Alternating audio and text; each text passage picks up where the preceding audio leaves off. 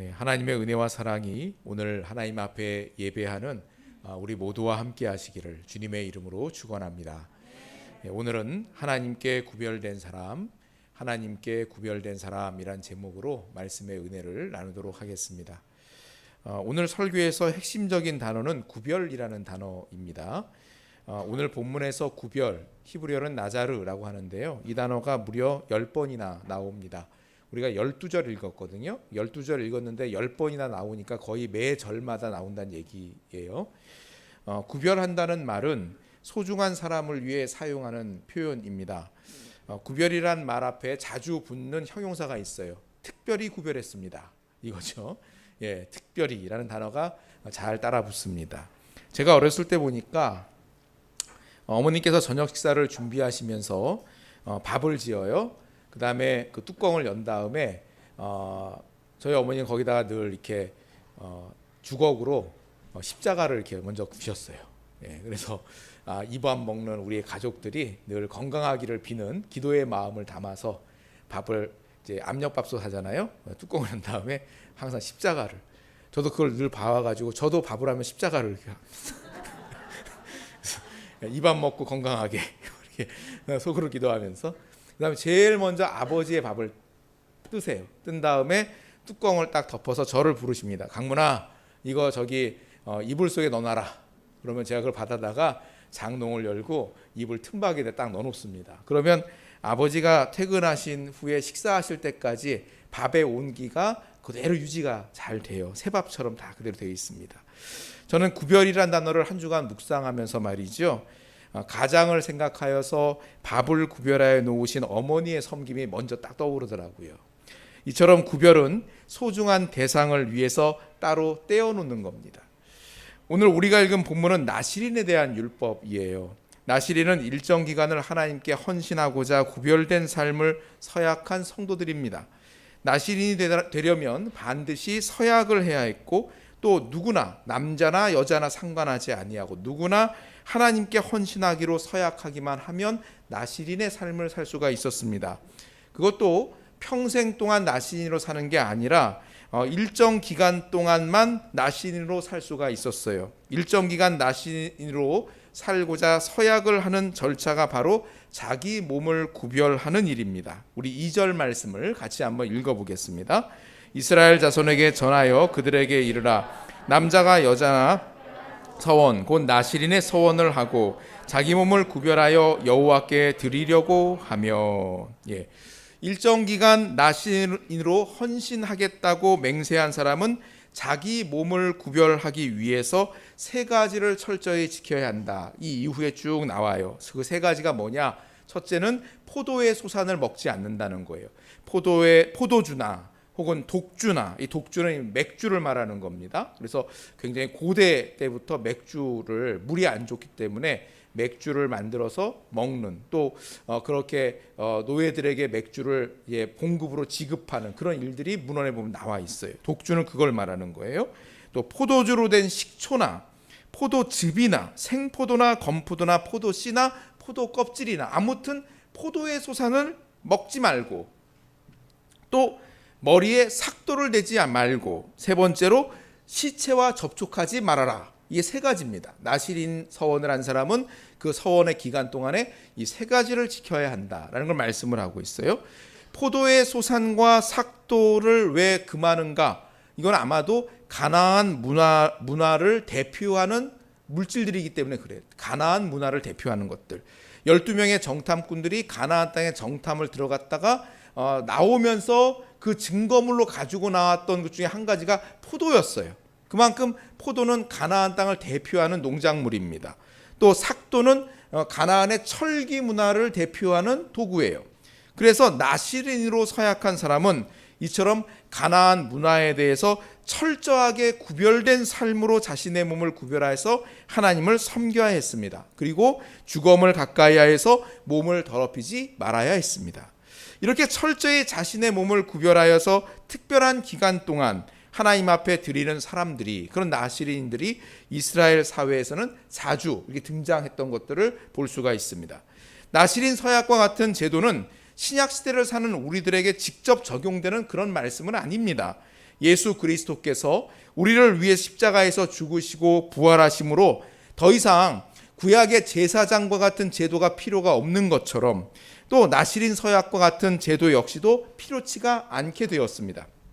다만 자신의 몸을 구별하여서 하나님 앞에 헌신했던 이 나시린의 정신, 이것은 우리들도 오늘 이 시대를 사는 그리스도인들에게도 얼마든지 적용되는 것이고 또 적용을 해야 되는 그와 같은 내용들입니다. 왜냐하면 우리 역시도 예수 그리스도의 핏값으로 구속함을 받아 하나님께 구별된 백성이기 때문입니다. 할렐루야. 우리 베드로전서 2장 9절 말씀을 같이 한번 읽어보겠습니다. 그러나 너희는 택하신 족속이요 왕같은 제사장들이요 거룩한 나라요 그의 소유가 된 백성이니 이는 너희를 어두운 데서 불러내어 그의 기이한 빛에 들어가게 하신 이의 아름다운 덕을 선포하게 하려 하심이라. 아멘.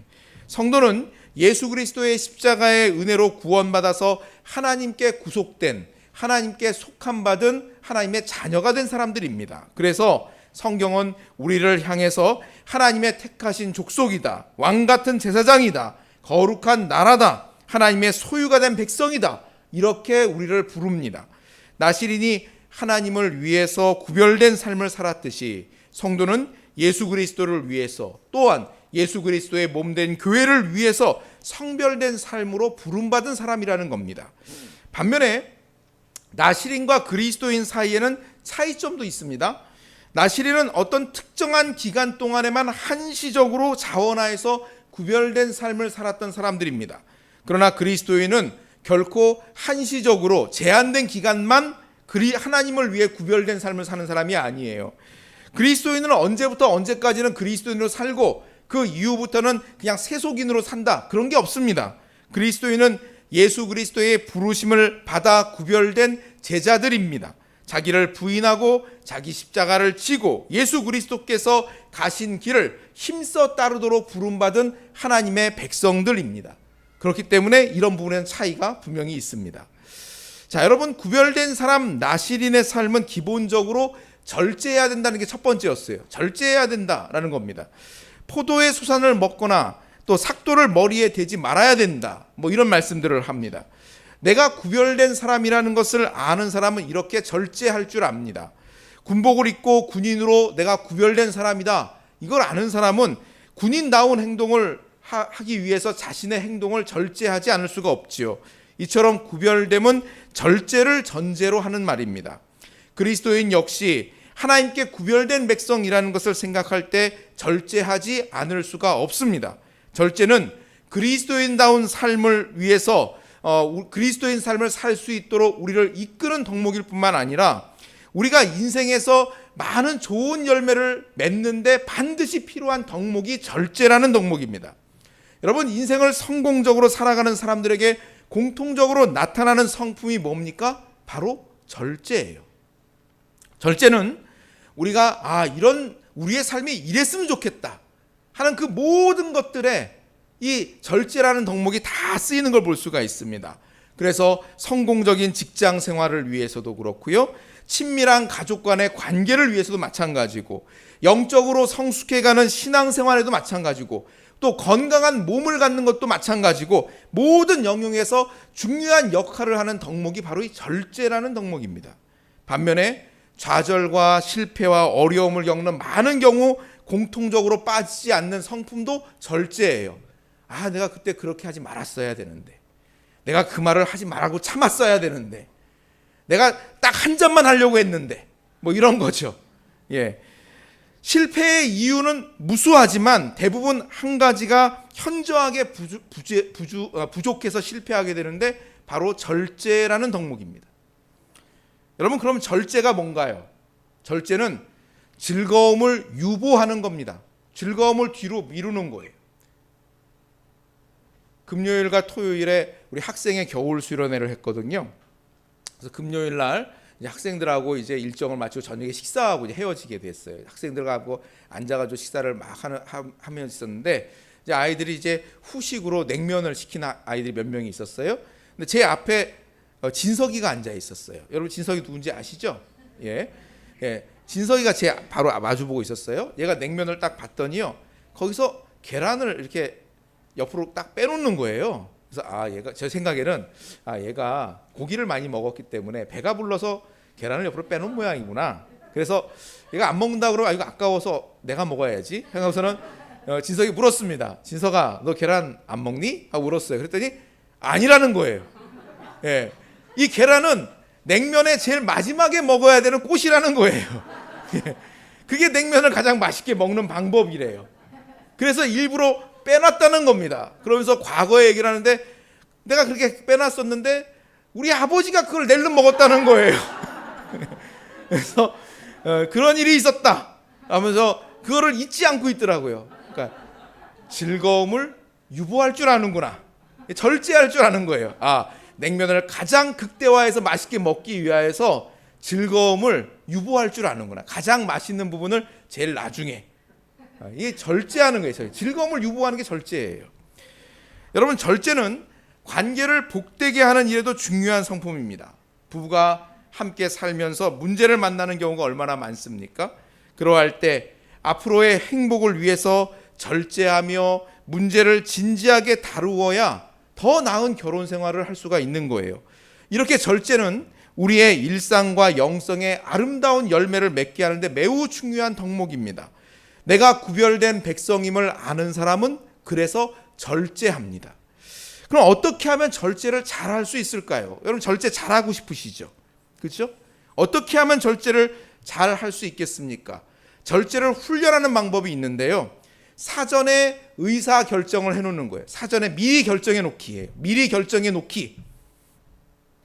절제가 필요한 부분에 대해서 미리 어떻게 할 것인지를 구체적으로 결정을 해놓는 겁니다. 여러분, 건강도 절제가 없으면 불가능합니다. 우리는 보통 다이어트 언제부터 하죠? 내일부터 하잖아요. 그죠? 운동은 또 언제부터 합니까? 내일부터. 우리 그런 마음으로 살아요. 그러면 이 건강을 지키기가 쉽지가 않아요. 건강 관리를 하기 위해서 새해부터 내가 운동이 나게 필요하구나, 이걸 깨달았어요. 그리고 자신에게 맞는 운동은 나는 다른 건 잘 못하겠고 걷는 건 잘하니까 걷기를 해야 되겠다. 그래서 매일 1시간씩은 걸어야 되겠다. 깨달은 거예요.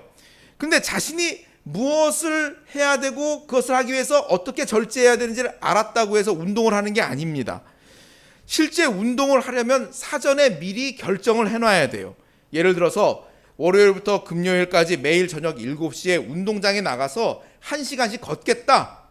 이걸 결정을 미리 해놔야 되는 겁니다. 사전에 결정을 내리고 절제의 성품을 사용해야 되는 겁니다. 여러분, 저녁 7시 그쯤 되면은 보통 뭐 하고 싶은 시간이에요? 밥 먹고 TV 보고 싶은 시간이죠. 또 그것도 가만히 앉아서 안 보죠. 누워서 이렇게 해서 누워서 보죠. 예, 그러고 싶은 시간인 거예요. 근데 그 시간에 나에게 운동할 시간은 그 시간밖에 없으니까 그 시간에 나가서 운동장에 가서 1시간 운동하겠다. 미리 결정을 해놓지 않으면 그 시간은 운동할 수 없는 시간이 되는 겁니다.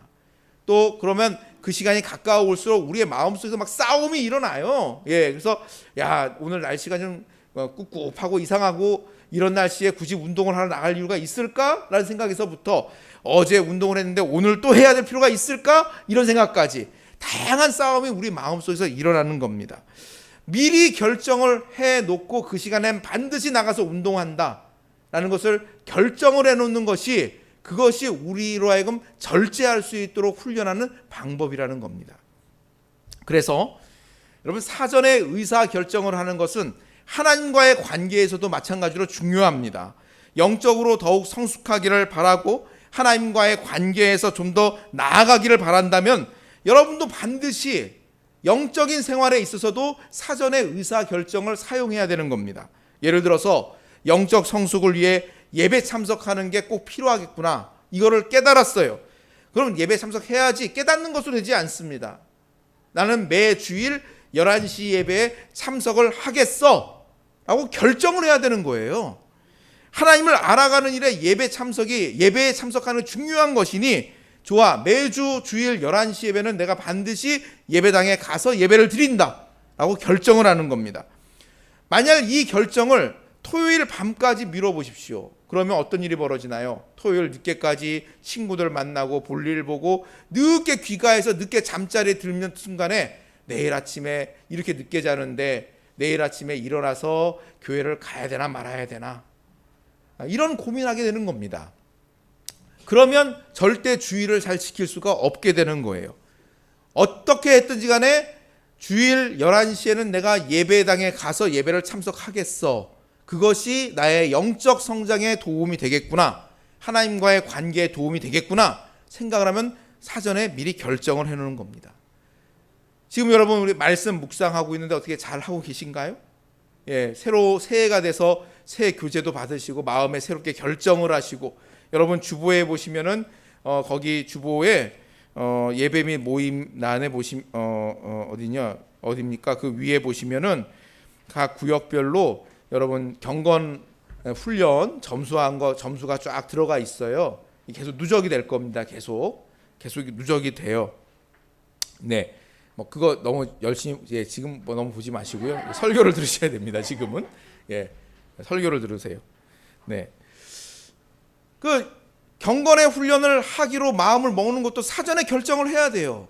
언제 할 거냐, 이거는 여러분 마음대로 정할 수 있어요. 개취예요. 개인 취향대로 하면 돼요. 나는 아침에 하는 게 좋겠어, 나는 잠자리 들기 전에 저녁에 하는 게 좋겠어. 여러분 편한 시간에 정하십시오. 근데 몇 시에 어디에서 나는 하나님의 말씀을 펴서 읽고 기도하는 시간 30분을 갖겠어, 사전에 결정을 하는 겁니다. 그런 결정들을 통하여서 우리는 영적 성장들을 이루어 가는 거예요. 우리 갈라디아서 5장 24절 25절 읽어보죠. 그리스도 예수의 사람들은 육체와 함께 그 정욕과 탐심을 십자가에 못 박았느니라. 만일 우리가 성령으로 살면 또한 성령으로 행할지니. 아멘. 여러분, 우리가 성령으로 산다, 성령 충만한 삶을 산다, 이거는 우리가 성령을 따라 살기로 사전에 결정을 한 걸 말하는 거예요. 예수님을 구주로 영접을 해서 내가 하나님의 자녀가 되었으니 이제 나는 성령님의 인도하심을 따라 사는 삶을 살겠어 라고 결정하는 겁니다. 이제부터는 내 마음대로, 내 뜻대로, 내 정욕대로, 내 욕심대로 결정하고 살지 않고 성령님을 따라 살겠어 라고 미리 결정을 해놓는 거예요. 그렇게 할 때 우리의 의지를 성령님의 권위 아래 맡길 때, 성령님은 인격적인 하나님이시거든요. 성령님도요. 때문에 우리들로 하여금 우리가 하나님의 백성이 되었다고 해서 무조건 성령님께서 우리를 막 이끌어 가시는 게 아니에요. 성령님께 나를 맡겨야 돼요. 그러면 성령님께서 우리를 맡아주셔서 우리로 하여금 힘써 성령님을 따라 사는 삶을 살아갈 수 있도록, 하나님의 뜻을 따라가는 삶을 살아갈 수 있도록 우리에게 힘을 더하시고 절제를 더하여 주시는 겁니다. 내 의지로는 작심삼일밖에 안 되는데 성령님을 의지할 때 성령님께서 하나님의 뜻을 따를 수 있는 힘과 능력을 주시는 거예요. 그래서 여러분, 성령의 열매도요, 사랑, 희락, 화평, 오래 참음, 자비, 양선, 충성, 온유, 그리고 마지막으로 절제. 성령님의 열매에 절제가 들어가 있어요. 성령님께서 우리로 하여금 절제할 수 있도록 우리에게 힘을 더하여 주시는 겁니다. 그래서 성령님을 더욱 의지하는 성령 충만한 삶을 살아야 되는 겁니다. 나시린으로 구별되었다라는 것, 이게 첫 번째로 절제를 의미하는 것이라면, 하나님의 구별된 백성이 되었다라는 것이 우선 절제를 의미하는 것이라면, 두 번째로 나시린 서약을 한 사람이 자기 몸을 구별하여 하나님께 드렸다라는 것은 무슨 의미겠습니까? 이것은 하나님의 기뻐하시는 일에 나의 모든 것을 힘써 드리는 것을 말하는 거예요. 나의 건강, 나의 재능, 혹은 나의 능력, 혹은 나의 물질, 모든 것들에 대해서 하나님의 기뻐하시는 일에 나 자신을 드려 사는 것, 이게 바로 자신의 몸을 구별하여 하나님께 드렸다라는 그런 의미인 겁니다. 하나님을 기쁘시하는 일에 그렇게 힘써 드리는 삶을 살아갈 때 하나님께서는 그 사람을 들어서 하나님의 거룩한 도구로 사용하시는 겁니다. 우리 로마서 6장 12절과 13절을 읽어보겠습니다. 그러므로 너희는 죄가 너희 죽을 몸을 지배하지 못하게 하여 몸의 사욕에 순종하지 말고, 또한 너희 지체를 불의의 무기로 죄에게 내주지 말고, 오직 너희 자신을 죽은 자 가운데서 다시 살아난 자 같이 하나님께 드리며 너희 지체를 의의 무기로 하나님께 드리라. 아멘. 예수 그리스도의 십자가의 은혜로 구원받은 하나님의 백성은 이제 우리 자신을 의의 무기로 하나님께 힘써 드리는 삶을 살아라 말씀하고 있는 겁니다. 과거에는 그럴 수가 없었어요. 왜요? 그때는 우리는 죄의 노예였단 말이에요. 죄가 시키는 대로 할 능력밖에 없었지, 그 죄를 거부하고 자신의 의지로 선한 일을, 하나님의 선하시고 기뻐하시는 일을 할 수 있는 능력이 사람에게는 없었어요. 죄가 이끄는 대로 사는 것뿐입니다. 그러나 예수 그리스도께서 죄의 사슬에서 우리를 해방하셨기 때문에 이제는 더 이상 죄의 노예로 살지 않을 자유가 우리에게 있습니다. 그러므로 첫째로 죄가 너희 죽을 몸을 지배하지 못하게 하여 더러운 정욕에 굴복하지 말아라 말씀하십니다. 또 너희 지체를 불의의 무기로 죄에게 내맡기지 말아라. 과거에는 우리의 몸으로 죄 짓는 일밖에 못했어요. 근데 그렇게 살면 안 된다는 거예요. 이제는 그 죄에서 해방된 사람으로서 하나님의 거룩한 백성으로서 우리를 주님께서 구속하셨다는 겁니다. 그러므로 너희 자신을 죽은 자들 가운데 살아난 자답게 하나님께 드려라. 너희 지체를, 우리의 손과 발을, 우리의 입술을, 우리의 눈을, 우리의 몸을, 모든 것들을 하나님의 의의 무기로 드리는 삶을 살아라. 할렐루야. 여러분, 이렇게 믿음의 삶이란 죄에게 길들여진 우리의 육체를 말씀에 길들여가는 과정이에요. 그동안에는 예수님을 믿기 전까지는 우리의 몸은 죄에 길들여져 있었어요. 근데 이제는 그렇게 살지 않을 자유가 우리에게 주어졌습니다. 때문에 이제부터는 하나님의 말씀대로 길들여지도록 그렇게 우리를 다스려가는 것들, 우리를 그렇게 힘써 드리는 것들, 이게 바로 신앙생활이라는 거예요. 어렸을 때 저에게 누가 야구 글러브를 선물을 주셨어요. 제가 야구도 못하는데 운동신경 별로 안 좋거든요. 잘 못해요. 저희 아이들 보면은 운동들을 잘 못해요. 그럼 제가 막 죄책감이 들어요. 얘들이 내 자식이 맞구나. 운동들을 못하는구나. 네. 그렇습니다. 그런데 야구 글러브를 선물을 받았으니, 야구 글러브 별로 야구를 잘 좋아하지도 않는데 야구를 선물로 주셨으니 야구를 해야 되잖아요. 근데 못하는데 글러브도 새 거니까 잘 잡히지도 않고 어려워요. 그러니까 제 친구가, 야구를 잘하는 친구가 제가 이렇게 막 힘들어하고 잘 놓치고 이러니까 저한테 오더니만 글러브를 줘보라고 하더라고요. 그래서 줬더니 껴보고 이렇게 하더니 이 솔루션, 해결 방법을 알려주는 거예요. 이거 야구부가 새 거라서 길이 안 들어서 그런 거예요. 한마디로 어떻게 하면 되느냐, 집에 가거들랑 이거를 눌러가지고 무거운 걸 올려놓으래요. 일주일 동안 무거운 거 그냥 올려놓기만, 잊어버리래요. 일주일 동안 눌러서 거기에 완전히 길이 들도록 놔두라는 거예요. 그러면 이 글러브가 잘 길이 들어서 잘 잡힌다는 거예요. 그렇게 했더니 정말로 이게 납작해져 가지고요, 이게 자동으로 접히더라고요. 이렇게 접히더라고요. 공이 자연스럽게 잡혀 오더라고요. 길들이는 게 그런 거더라고요. 전에는 하나님에 속한 종이 되고 싶어도 죄의 세력의 노예로 사로잡혀 있어서 그렇게 할 수가 없었어요. 그러나 예수 그리스도의 십자가의 은혜로 구원받은 성도는 이제는 죄의 세력과는 상관이 없는 사람이 되었습니다. 노임을 받았을 뿐만 아니라 하나님의 다스림 안으로 주인이 바뀌었어요. 때문에 예수 그리스도를 인정하고 내 의지를 들여서 하나님 앞에 나 자신을 힘써 드려라 말씀하고 있는 겁니다. 출애굽기 4장 20절 말씀을 같이 읽어보겠습니다. 모세가 그의 아내와 아들들을 나귀에 태우고 애굽으로 돌아가는데 모세가 하나님의 지팡이를 손에 잡았더라. 아멘. 모세가 손에 뭘 잡았어요? 하나님의 지팡이를 잡았대요. 근데 여러분, 이 지팡이는 원래 모세가 전에부터 써오던 지팡이에요. 목동이잖아요, 모세가요. 지팡이를 들고 다니면서 양이 엉뚱한 데로 쭉 가면은 지팡이 끝에 있는 갈고리로 양 다리를 잡아가지고 쭉 잡아 끌어가지고 울어오고 이렇게 하는 지팡이에요. 목동이 쓰는 흔한 지팡이에요. 그런데 모세가 하나님의 부르심에 순종해서 이스라엘 백성들을 구원하기 위하여서 지금 길을 떠나고 있는 거예요. 그걸 보고 성경 기자는 손에 뭘 잡았다고요? 하나님의 지팡이를 잡았다고. 양 목동치대 쓰던 그 지팡이로 뭘 할까요? 나중에 그 지팡이를 뻗어가지고 홍해를 갈라요. 놀라운 은혜로 쓰임받는 건 아닙니까? 여러분, 마찬가지입니다. 우리에게 있는 작고 초라한 것들, 이런 것들도 하나님 앞에 힘써 드리고 하나님의 영광을 위해 사용하기를 헌신하면 그것을 사용하셔서 하나님의 영광을 나타내시고 하나님께서 그것으로 존귀함을 받으시고 또 우리로 하여금 존귀한 삶을 살도록 이끌어 가시는 것을 볼 수가 있습니다.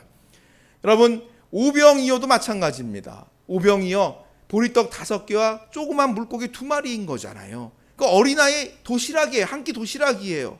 아마 예수님 말씀 듣겠다고 광야로 나가니까 그 엄마가 아이 먹으라고 점심 도시락으로 싸줬을 거예요. 그 오병이어 그 아이가 그냥 혼자 먹었으면 점심 한 끼 때운 거예요. 근데 그것을 주님께 드렸더니, 주님 손에 맡겼더니 그것으로 장정만 5,000명이 먹고 12강주리가 남는 놀라운 표적으로 나타나지 않습니까? 이와 같습니다. 오늘 우리 자신을 힘써 주님 앞에 드려라. 우리의 은사, 우리의 재능, 우리의 가능성, 우리의 시간, 우리의 재물, 우리의 몸, 이런 것들을 힘써 주님의 영광을 위해 사용하기를 드릴 때 주님께서 그것을 들어 사용하셔서 하나님의 나라와 영광을 위해 사용하십니다. 오늘 저와 여러분들은 구별된 사람들입니다. 구별된 사람은 절제합니다. 구별된 사람은 자신의 것으로 힘써 하나님을 드려 섬깁니다. 오늘 저와 여러분들이 이와 같은 구별된 하나님의 백성으로 살 수 있기를 주님의 이름으로 축원합니다. 아멘. 우리 함께 찬양 한 곡하고 기도하도록 하겠습니다.